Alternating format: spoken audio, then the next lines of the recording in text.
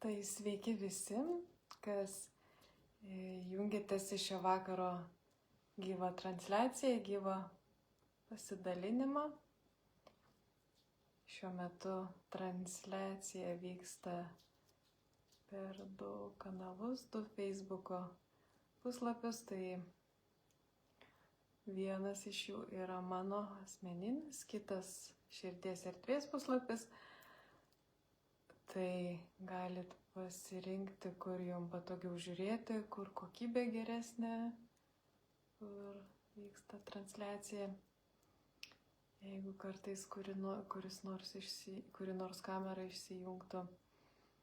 Na ir kaip visada, po poros savaičių ar vėliau, šitas video taip pat atsiras YouTube'ės kanale pas mane, kur vis patalpinu visus užpraeitų metų video su įvairiausiom temom. Šitas taip pat ten atsidurs, tikiuosi, suplanuota. Tai va. Ir taip, labas vakaras, Albina. Va, pasisveikinau su šio vakaro temos autore, kuri šį vakarą uždavė klausimą ir dėl to gimė toks pavadinimas – nuotaikų svyravimai šeimoje. Labai aktualus toksai klausimas, ypatingai jau kai užduodam savo klausimą, kaip aš jaučiuosi, o kaip aplinkui mane žmonės jaučiasi, kodėl aš taip jaučiuosi ir kodėl aplink mane kiti kažkaip jaučiasi. Labas vakaras ir jums, Liuda. Ir labas vakaras, sveiki, Giedrė ir kas žiūrite Širdies erdvės puslapyje transliaciją. Sveikinu su jumis irgi. Tai va, kaip ir minėjau, kas norit gali žiūrėti Širdies erdvės puslapyje, o kam čia patogiau, tai galima ir čia stebėti. Gerai, tai va, tai šio vakaro tema apie nuotaikų svyravimai šeimoje. Ir tai tinka, kad ir kokią šeimą paimtume. Ar tai paimtume savo šeimą, kaip mes partnerystėje su antraja puse, mūsų, tarkim, namai, vaikai ir taip toliau. Ar mes paimtume savo vaikystės namus, ten, kur užaugom su broliais seserimis ir savo tėvais, artimaisiais. Nesvarbu, kad dabar ten jau nebegyvenam, ten broliai sesis visas pusės pasidavė ir taip toliau. Neturi reikšmės, kaip mes dabar tą šeimą apibūdinsim, vis tiek esmė yra ta pati, kaip aš ten jaučiausi, kaip kiti jautėsi, kas ten vyko, kodėl vyko ir ar dabar atsikartoja, ar aš pasikeičiau ir matau viską kitaip ir jau nebesikartoja, kad ir tie patys nuotaikų svyravimai. Tai va, nes net jeigu yra atsekus, kad aš kažkaip kitaip namuose jaučiausi, negu dabar jaučiuosi čia, dabar kai gyvenu. Ir tai yra labai naudinga informacija. Aš pati save pastebėjau, kad aš esu iš tokios gana didelės šeimos, tai mes visada 5 buvom, kai aš augau, mama, tėtis, aš, brolis ir sesuo. Ir nors ir gyvenom dideliam bute, turėjom su sese atskirą kambarį, tačiau, labas vakaras, Ryta, aš paskui tik tais po daugelio metų supratau, kad labiausiai mano asmenybei ir kad susivokčiau savo viduje, kas su manim darosi, kas su manim vyksta, man trūko pabūti vienai. Nes aš esu tokia labiau intravertiškumą, nors atrodo atvirkščiai, kad labai čia bendrauju, su visais gerai sutariu. Ir pakankamai geri santykiai su visais, tačiau labai sugerdavau kitų žmonių nuotaikas, emocijas ir galvodavau, kad tai mano emocijos, kad tai mano mintis ir galvodavau, kaip aš čia taip tokia, žinot, kai 3 žmonių, ar 4 ar 5 žmonių sugeria emocijas, tai imi galvoti, kad tu čia keturgubai esi blogesnė, arba keturgubai daugiau turi blogų minčių, o tiesiog vyksta tas natūralus labai jautrumas, kuris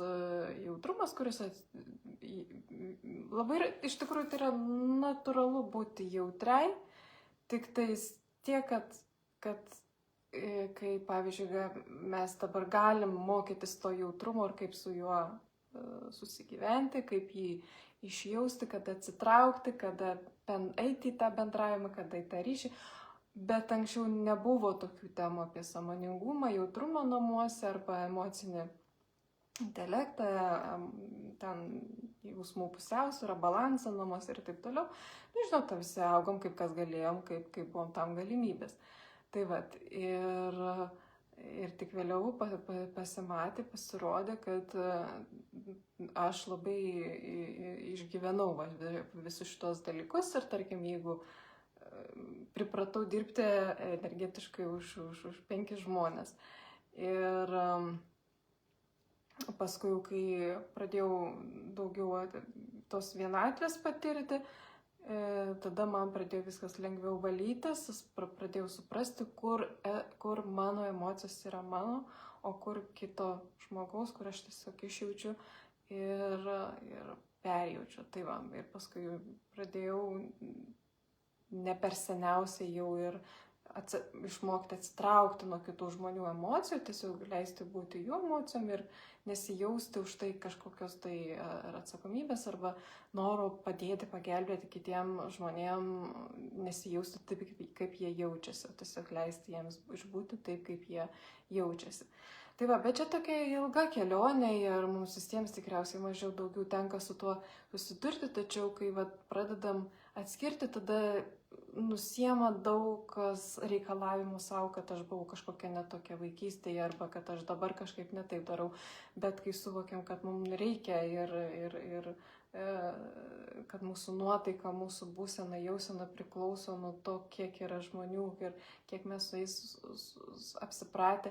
Ir netgi tai, kad būna, kad žinot, yra, tarkim, kad ir šeima, tarkim, 5-6 žmonės, bet jie jaučiasi gerai ir jeigu atvažiuoja svečių, tarsi susijaukia, įvyksta chaosas, nes jau ta būna bendruomenė susigyvenusi ir kiti žmonės atvažiuoja su savo planetomis, su savo emocijomis, su savo istorijomis ir įvyksta toksai chaosas, dėl kurio labai greitai pavargsta kiti žmonės ir paskui kiti net laukia, kada tie svečiai išvažiuos namo. Tai čia viskas irgi yra natūralu, nes mes esam pripratę, apsipratę savo šeimoje, savo bendruomenėje jau prie esamų energijų, kurias gal jaučiam sąmoningai, nesąmoningai. Ir visada kažkas iš šono atėjęs su savo istorija, su savo planetomis, gali nešti to chaoso tokio, dėl kurio kartais įvyksta tie, kad sakom, geriau jau svečiai, kad antrą dieną išvažiuotų namo, nes jau prasideda tiesiog perkrovos. O paskui, jeigu taip ilgiau pagyvenus, jeigu dirbant su savim ir stebint, tai galima ir taip prasidirbti ir paskui vėl po kažkurio laiko įsivyrauja harmonija ir dar daugiau bendruomenės narių. Tai va, tai taip vyksta visi šitie emociniai ir energetiniai dalykai, kai ateina nauji žmonės ir kai ateina su savais, kurių, žinot, yra branduolys, kad ir darbe, ar ne, ir ateina naujokas, tai jam naujokui jis taip jau nori ten iššokti, nori tapti komandos nariu ir visą kitą, o kiti jau ten susigyvenę jau tarpusai su savo tai visom problemom, su savo visais pliusais ir minusais, ir dabar, jį reikia iš naujo įsileisti, vėl iš naujo plėsti tas ribas, vėl suprasti, kas čia apie ką, koks čia jisai, kokie čia mes. Ir būna, žinot, toksai, ne dėl to, kad jie žmonės, jie galbūt nesupranta, kad ne dėl to, kad jiem naujokas ten tingi su juo užsiimti, neįdomu, nenori, bet dėl to, kad tai yra jiems reikia visiems išeiti iš komforto zonos, reikia jį priimti, o jeigu dar vis tai būna ta kaita, tų darbuotojų, tai jau būna ir atsibodę ir nebenori, ir dėl to kartais žmonės nori to pastovumo, ko mažiau tos kaitos, kad vis nereiktų tiek daug derintis vienų prie kitų, nes tai iš vienos pusės atima energijos, atima laiko, iš kitos pusės augina, iš kitos atveria širdį, tą priėmimą ir taip toliau. Tai yra tame, žinot, ir pliusų, ir minusų. Ir tas kartais jaučiasi tas naujokas kaip atstumtas, nepriimtas, bet iš tikrųjų, jeigu tą naujoką paimsim, įdėsim jį į tą senąją komandą, jis tą patį apie kitą naujoką jausis. Tai va, bet mes atsiduriam tam tikrose rolėse ir reikia jas praeiti, reikia tam naujokui rasti būdą prieiti prie jų širdis, atverkit, davai, priimkit mane šį kartą. Bus fainiai ir tada po truputį ir patampa tos bendruomenės nariu. Gerai, o dabar paskaitysiu klausimą.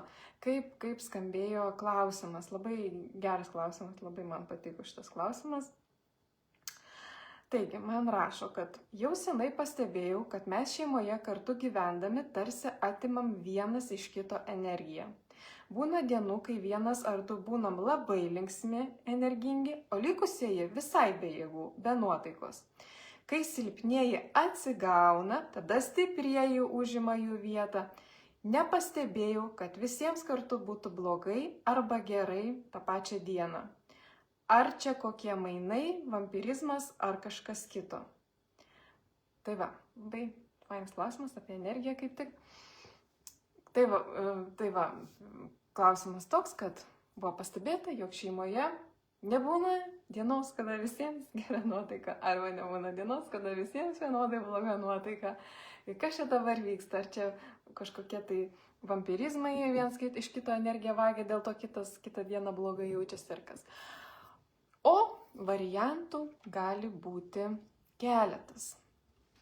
Kas ir kodėl vyksta? Kad nenurašytume viską tam vampirizmui, toks yra ir aš apie jį pakalbėsiu. Ir kad negalvotume, kad tik yra viena kažkokia vienas galimas variantas. Įvardinsiu ir iš fizinės sveikatos, ir iš energetinės pusės. Tai pradėsiu gal nuo fizinės sveikatos. Kad, žinokit, gal ir ačiū Dievui, kad nebūna dienos, kada visiems būna blogai. Arba būna keliem gerai, kitiem blogai. Tai čia ne mano mintis, tarp kitko, aš ją perskaičiau, bet man tiek jinai patiko, kad jau keletą metų ją prisimenu ir vis apie tai pagalvoju. Kai, pavyzdžiui, pas mus ten susirga vyras ir aš jį slaugau. Ir po keletos dienų aš, tarkim, susirgu ir jis tada mane slaugo. Ir buvo toksai sakinys, kad mums nebūna blogai tuo pat metu, todėl padėkim vienas kitam, padėkim tas, kuriam yra geriau. Padėkim tas, kuris šiuo metu gali padėti. Tai tinka tiek fiziškai susirgus kažkokia liga ir tiek tinka psichologiškai, emociškai, jeigu kažkuriam stogas važiuoja dėl kažkokių nesėkmių darbe, kažkokia tai susivyko emocinis perkrovimas, susipyko su kažkuo. Ir kitas jaučiasi emociškai gerai.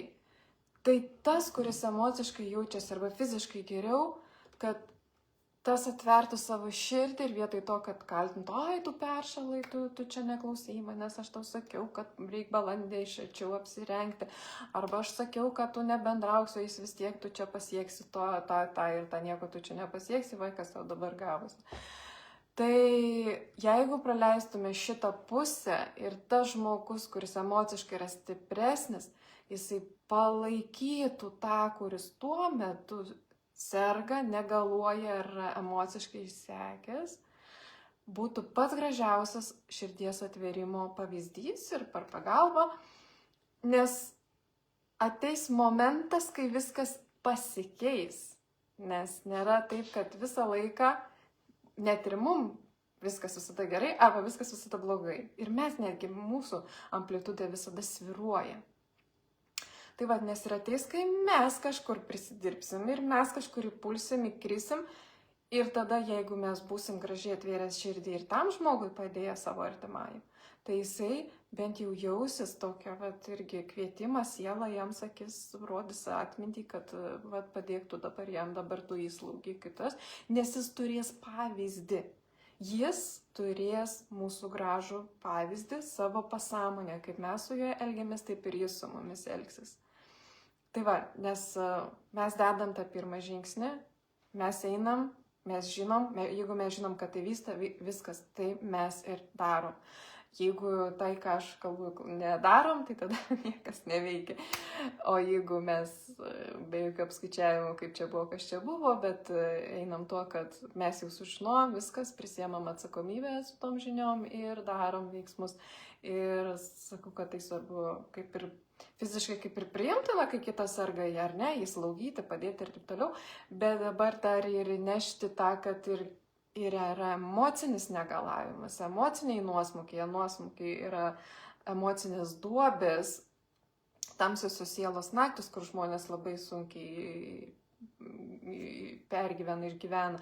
Ir tada palaikyti tą žmogų, palaikyti galima, kaip tas žmogus nori, ar tiesiog užtenka pabuvimo, paklausimo, reikia apsikabinimo, ar geriau, kad tiesiog aš būsiu ten, tu leisk būti ten, o tu ten, tiesiog man valgy, gamink ir man to užteks, kad aš iš savo emocinės duobės išsikapstyčiau. Irgi vėlgi, vat, kai aš žinau, kaip aš jaučiuosi, aš geriausiai žinau, kaip aš iš to išeiti ir aš galiu kito žmogaus prašyti jo pagalbos, kuri man tinkamiausia. Galbūt nebūtinai tai tinkamiausia, kad sėdėtų mane dieną naktį prie manęs. Man geriau, kad gal virtuvę sutvarkytų tuo metu, kai aš tiesiog neturiu jėgų emociškai kažką kitą, bus būtų net neskanu, jeigu su bloga nuotaika eičiau ir gaminčiau. Tai va, tai tada būna labai gražus tas, suprantat, atsiranda partneriškumas. Tai santykis, jisai kitaip ima rutuliotis, kai mes tai pažvelgiam, bet iš tos pusės, taip, man dabar gerai, tau sunkiau, gerai, tau reikia paramos, tau reikia pagalbos ir aš dabar tau suteiksiu, nesvarbu, ką tu ten pridirbai, nes čia yra partnerystė, čia nėra teismas, kur aiškinamės, kas yra teisus, o kas ne, bet čia yra partnerystė, o partnerystėje yra tai, kad abu kartu lipa jeigu tas lipo, tas padeda, jeigu tas įkrito, tas padeda, abu lipa iš dviejų duobių tuo pačiu metu gyvenime. Tai gal skirtingų laikų, bet vis tiek reikia išlipti iš to ir paaugti abiems kartu. Tai va, tai čia kas susijęs su kūnu, su situacijom. Taip pat kiekvienas žmogus turi savo emocinį jausenos cikliškumą. Vieni gal tai pastebėjo, kiti nepastebėjo, bet ypatingai tie žmonės, kurie dirba su savimi, kurie jau medituoja, kažkokiam praktikom užsiema, tada ir nebe tiek jau reaguoja tai, kas ką pasakė. Ta prasme, kad jų emocija daugiau priklauso jiems patiems, o ne tai, kas vyksta išorėje, tai tokiems žmonėms lengvas savyje atpažinti tą cikliškumą. Kad mes visi turim cikliškumą, lengviau pažinti tie, kurie dirba su savim, kurie nedirba yra sunkiau pažinti, bet jis irgi vis tiek yra. Kada mes būna dienos, kada jaučiamės geriau, o kada jaučiamės blogiau. Yra savaitės dienos, kada viskas super, viskas gerai, o būna dienos, kada viskas jau ruoškis, nesvarbu kas ką pasakys, bus autas, bus viskas išsitaškiamas. Tai va, tai yra gerai, kai mes žinom patys savo tas silpnasias dienas ir per stebėjimą, kadangi tai yra šeimos nariai ir mes juos matome beveik kiekvieną dieną, ar ne, mes taip pat galim išstebėti, kada, kam, kokie yra cikliškumai ir blogosios tos dienos. Ir tada labai tas gera praktika nesikišti, nereaguoti, palikti ramybėje. Nes jeigu matom, kad tai nėra tas, kur žmogus jau krenta, jam blogai, jam silpna, jis negali paeiti, jam kažkas sunku, o tiesiog užėjo tą pykčio banga, kur nėra jokios logikos, vien tik tais ego emocijų išsitaškim, tada ramiai nikiutinam į savo kambarį ir mes medituojam už jį, už save, dar kažkaip. Bet leidžiam jam būti su savo tam, toj praeis. Ir tas toj praeis dažniausiai būna, kai žmonės būna pavargę, kai būna neišsimiegoję, kai būna alkani, neprivalgę, arba dar kažkokie ir jie tokie, bet irzlus ir tas irzlumas matosi, kad tu jam bet ką pasakyk ir jisai supyks, susinervins. Kai pamatom šitą, raudona lemputė, mes nuo jo atsitraukiam, ramiai be vertinimo, koks jis čia toks, anoks. Bet tiesiog, dabar žmogui, žinot, kažkas įgėlė ir jam reikia dabar išsispręs pačiam. Mes ką darysim, viskas bus blogai. Tai mes duotam erdvės tam žmogui pabūti su savim, su savo to ir dažniausiai, žinokit, labai puikiai suveikia, kai nesiveliam į jokius ginčius, aiškinimus ir taip toliau. Žmogus ten papykščia ir paskui nurimsta ir pats ateina, atsiprašo arba parodo, kad jam baigėsi ir pakviečia vėl būti kartu. Ir tokiu būdu išlaikoma ta, nors ir gal nėra idealių sąlygų, nėra net tokios, atrodo, idealios aplinkos, čia tokios ramybės, bet mes išlaikom taiką per tai, kad mes ten neleidžiam šovinių ir neskatinam dar didesnės audros, kai kažkam yra blogai ir tas blogumas yra toks ciklinis, tą dieną, žmogus skauda galvą ir jisai piktas. Nu ką tu jam? Ir viskas, ir vyksta, ir vaikšto jis piktas. O mes gal turim savo kažkokių silpnybių, kada mums būna diena prastesnė ir dėl to jaučiamės blogiau. Tai dar kitas dalykas yra, dar subtilesnis, dar gilesnis, yra į žemę ateinančių energetinių bangų poveikis. Žinot, kaip yra mūsų žemė ir į mūsų žemę pareina energetinės bangos, nes vyksta žemės energetinis augimas ir į žemę patenka energetinės bangos. Tai kodėl dabar pastaruoju metu labai padažnėjo, kad matom geomagnetinės audras ir pašvaistas matom. Tai mes pašvaistas matom dėl geomagnetinių audrų. Geomagnetinės audros tai jau yra tos energijos ateinančios iš kosmoso. Ir tos energijos jos ateina, kaip žinot, turim pro kur ateina, taip ateina pas mus pro Saulę, pro kosmosą, bet pas mus šiaip įėjimas į mūsų jau tą lygmenį yra per Saulę daugiausiai ir iš kitų tų vietų, bet pagrindė, tarkim, įmam Saulę, ar ne? Tai pro Saulę ateina energijų pliūpsnis, jis pasiskirsto per kitas planetas, kam kliūna daugiau, kam mažiau ir kažkiek ateina ta dalis į Žemę. Tai dabar esmė ta, kad daugelis žmonių blogai jaučiasi, blogai miega, jam būna visokie sukyla, visokie negatyvai ir taip toliau, kai ateina geomagnetinės šitos audros, padidėja Šumano rezonansas ir tada žmonės, aš girdžiu, kad kaimynai pykstasi, toj pareis šitas jau geomagnetinės audros, aš jau žinau, arba kažkokie nervuoti, irzlus, nervingi ir toj bus jau tos bangos. Tai ir dabar, kadangi tos bangos turi daug stotelių, tai viena yra Saulė, tada yra 3 dienos, kai būna pliūpsnis iš Saulės, tai tada eina 3 dienos, kol ateina iki Žemės ir tada jau Žemė ir tada jau čia. Tai tie žmonės, kurie, tarkim, mažiau dirba su savim arba nedirba su savim, tiesiog gyvena savo šitą tokį meilės kupina žemišką gyvenimą ir jiems viskas gerai, tai jie daugiau jaučia ir būna nervingi tomis dienomis, kada būna šitie geomagnetinės audros ir ar gali matytis pašvaisti, gali nesimatyti, ir jie būna tokie pairzę. Bet dabar yra kitų žmonių, kurie yra labiau pažengę, labiau jau save prasivalė tam tikrus sluoksnius, karminius dalykus visokius prasidirbę. Jų jautrumas išsiplėtęs, jų energetinis laukas išsiplėtęs.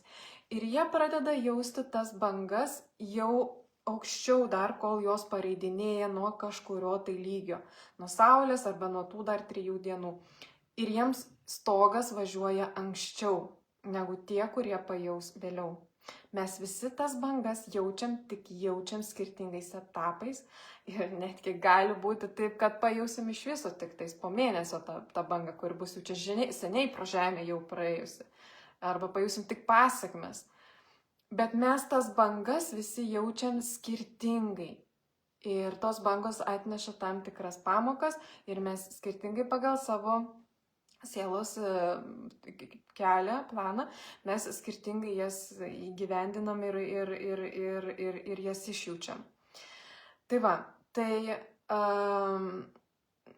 kai dabar ateidinėja tos bangos, tie, kurie yra daugiau pažengę, jie pradės jausti anksčiau tas bangas, o kur, tarkim, jaučia, pajaučia antradienį, o ateina jau tos jau tie geomagnetiniai, jau geomagnetinės audros galutinės, tai jau jie pajaus trečiadienį, ketvirtadienį. Tai čia irgi kodėl, irgi subtiliai, kodėl kai kurie žmonės irgi vieną dieną jaučiasi prasčiau, tai tie, kurie jaučia energijas iš aukščiau, ateinančias iš anksčiau, tai tie jausis blogiau anksčiau, o tie, kurie mažiau jaučia, tie jausis blogiau vėliau. Tiem pagerės, tiem tada pablogės. Tai irgi taip aš šitą patikrinau irgi savo šeimoje ir pamačiau, kad man vieną dieną, mano vyrui kitą. Ir čia irgi yra tiesiog tas toksai, kad kadangi aš suprantu tą dalyką, kad aš žinau, kad čia yra tas bangų poveikis, aš žinau, kad blogai jaučiuosi, aš jam pasakau, kad man reikia daugiau meditacijų, pabuvimo. Ir jisai mato, kad man blogai, bet leidžia pabūti. Ir kitą dieną jam būna toks panašus toks blogumas. Jisai būna toksai, žinot, tarsi kelia šešėlį, tarsi apšviečia tokias tamsias vietas. Toksai jisai jisai turi to susierzinimo, bet jisai toks gilus ir toks kapstantis nemaloniai, net sunku apibūdinti. Tai nėra iš išorės kažkoksai poveikis, bet tai yra vidinis toksai kirbinimas. Ir tada aš jau kitą dieną matau mano vyrą, jau tas jau pareina, tada aš jau jam leidžiu būti su tuo ir išsibūti ir kad kuo harmoningiau tą dieną jam praeitų. Tai tai dar vienas toksai subtilus dalykas, bet čia labai subtilus, gal